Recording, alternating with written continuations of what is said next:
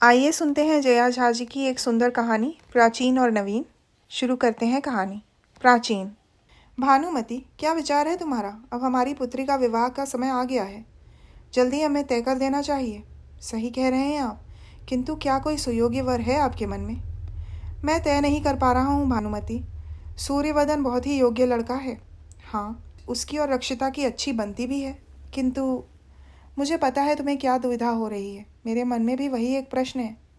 इस दुविधा को दूर करने का एक ही उपाय दिखता है मुझे। क्या? आप एक बार मयूर वन में जाकर पिताजी से बात क्यों नहीं करते? जब से उन्होंने वानप्रस्थ आश्रम के लिए प्रस्थान किया है, आप उनसे मिले भी तो नहीं हैं। मुझे विश्वास है कि वो हमारी दुविधा के लिए कोई समाधान अवश्य बताएंगे। सही कह रही हो भानुमति। प्रातःकाल की पूजा और समाधि तो हो ही चुकी है। मैं अभी ही प्रस्थान करता हूँ। अभी निकल गया तो अंधेरा होने से पहले लौट भी आऊँगा। जी, मैं राह के लिए पाथी दे देती हूँ। दोपहर की वेला में कहीं रुककर ग्रहण कर लीजिएगा। ठीक है। और पंडित लक्ष्मीपति ने वन की ओर प्रस्थान किया। प्रणाम पिताजी। चिरंजीवी भव। कैसे हो पुत्र? सब कुशल है पिताजी। क्या बात है, कोई चिंता है क्या? कुछ बड़ी बात नहीं है पिताजी, किंतु एक दुविधा थी। बताओ। बताओ मुझे। पिताजी, रक्षिता के विवाह के विषय में सोच रहा था। ये तो बहुत अच्छा सोचा पुत्र। यही सही समय है उसके विवाह का। दुविधा की क्या बात है?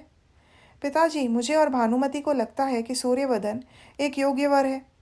आपने भी उसे देखा ही है, और ऐसा लगता है कि वो और रक्षिता एक दूसरे को स्वीकार भी कर लेंगे। दुविधा क्या है पुत्र? पिताजी, सूर्यवदन के पिता शूद्र थे, तो ब्राह्मण होते हुए उससे अपनी पुत्री का विवाह करने में दुविधा हो रही है। सूर्यवदन एक विद्वान नौजवान है ना पुत्र? जी पिताजी। शास्त्रों का अध्ययन तो उसने कई ब्राह्मण पुत्रों से भी अच्छा किया है। बहुत प्रतिभाशाली कवि है।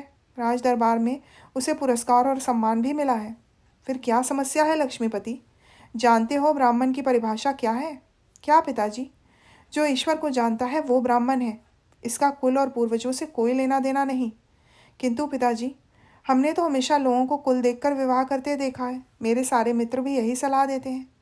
इसलिए नहीं पुत्र कि ईश्वर ने किसी से कहा है कि ऐसा करना चाहिए। फिर ऐसा क्यों करते हैं पिताजी? कोई तो कारण होगा। इतने लोग असत्य का साथ तो नहीं दे सकते। विवाह के पश्चात कन्या एक नए परिवार में जाती है। यदि उस परिवार का रहन सहन कन्या के मायके से बहुत भिन्न हुआ तो कन्या और परिवार वालों दोनों के लिए समस्या का कारण बन जाएगा। बात तो सही है पिताजी। इसीलिए हमारे समझदार पूर्वजों ने व्यवहारिक तौर पर एक ही जाति के अंदर परिवार को देखकर विवाह करने की सलाह दी है। किंतु रक्षिता का विवाह यदि सूर्यवदन के साथ होता है तो ऐसी कोई समस्या नहीं होगी। वो एक ब्राह्मण पिता की दिनचर्या को देखते हुए बड़ी हुई है, और सूर्यवदन भी एक ब्राह्मण की तरह ही जीवन यापन करेगा। जी पिताजी, आपने हमारी दुविधा का समाधान कर दिया है। अब आता है नवीन समय। अरे बेटा प्रवीण, संजय के लिए बड़ा अच्छा रिश्ता आया है। बहुत अच्छा कुल है। लड़की भी बहुत सुंदर है। देखो, फोटो देखो लड़की का। भवानी शंकर ने अपने बेटे को एक फ़ोटो देते हुए कहा। प्रवीण ने फ़ोटो हाथ में ली। मैं तो सोच रहा हूँ हाँ कर दूँ।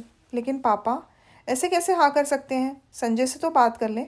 मुझे तो लगता है उसे कोई और लड़की पसंद है। अरे होगी, लेकिन शादी ब्याह तो ऐसे नहीं किए जाते ना। और जो भी लड़की हो, ये उससे कम नहीं है। ये लो, संजय भी आ गया। संजय बेटा। हाँ बाबा। ज़रा ये फ़ोटो तो देखना बेटा। भवानी शंकर ने प्रवीण के हाथ से फ़ोटो लेकर संजय को देते हुए कहा। संजय ने फ़ोटो हाथ में ली और थोड़ा गंभीर होकर बोला, अच्छी है बाबा, पर किसकी है? लता, तेरे लिए रिश्ता आया है इसका। मेरे लिए रिश्ता? हाँ, क्यों, पसंद नहीं आई? बाबा, ऐसे फ़ोटो देखकर पसंद नापसंद करने का क्या मतलब है? मेरे लिए रिश्ते ढूंढने की ज़रूरत नहीं है। क्यों?